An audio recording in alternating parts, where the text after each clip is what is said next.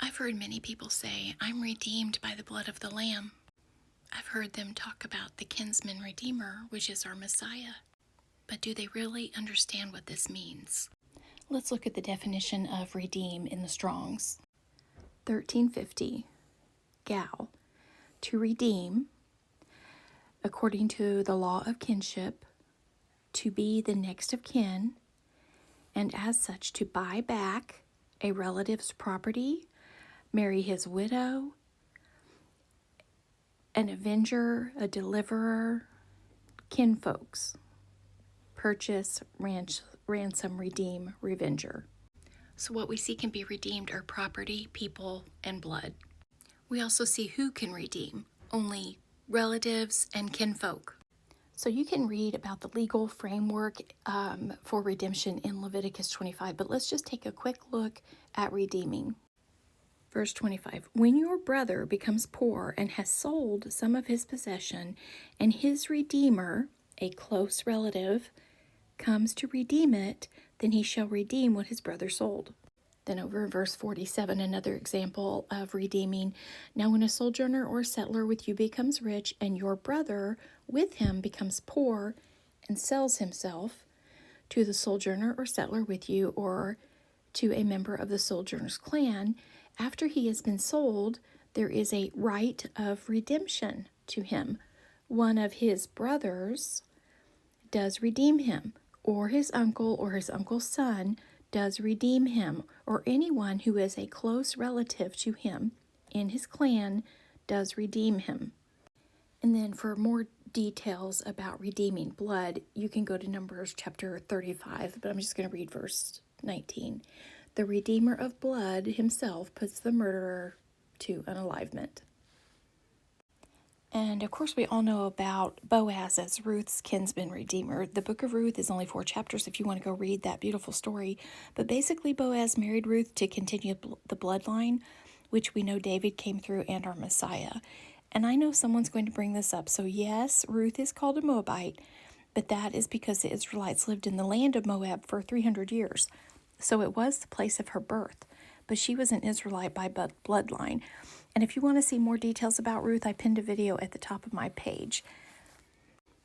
If you want more details about the duty and the responsibility of being a kinsman redeemer, then look at Deuteronomy chapter 25, verses 5 through 10. Okay, let's take a look at our Messiah as our Redeemer in Isaiah chapter 58.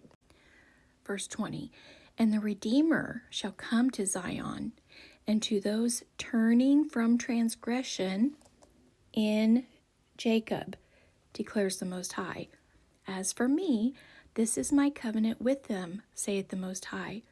My spirit that is upon you, and my words that I have put in your mouth, shall not be withdrawn from your mouth, nor from the mouth of your descendants, nor from the mouth of your descendants' descendants, saith the Most High, from this time and forever.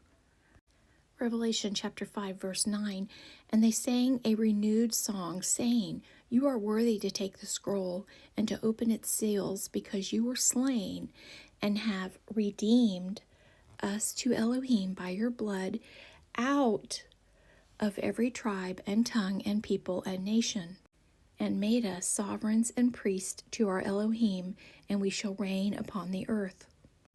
Hebrews chapter 9, verse 11, but Messiah, having become a high priest of the coming good matters through Hebrews 9, verse 11, but Messiah, having become a high priest of the coming good matters through the greater and more perfect tent, not made with hands, that is, not of this creation, entered in to the set-apart places once for all, not with the blood of goats and calves, but with his own blood, having obtained everlasting redemption. 15. And because of this, he is the mediator of a renewed covenant, so that death, having taken place for redemption of the transgressions under the first covenant, those who are called might receive the promise of the everlasting inheritance. So who can be called? Who did Messiah say he came for? The words of our Messiah. And he answering said, I was not sent except to the lost sheep of the house of Israel. He can only redeem what was lost. He can only redeem family, kinfolk. He redeemed us back into the family. Our Messiah paid the price to redeem us, and it won't be long before he gathers us. And immediately after the distress of those days, and this is Matthew 20, chapter 24, the sun shall be darkened, and the moon shall not give its light, and the stars shall fall from the heaven, and the powers of the heavens shall be shaken.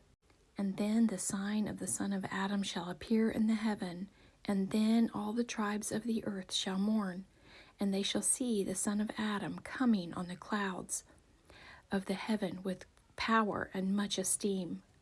And he shall send his messengers with a great sound of a trumpet, and they shall gather together his chosen ones from the four winds, and from one end of the heavens to the other. But remember, only those who endure till the end shall be saved.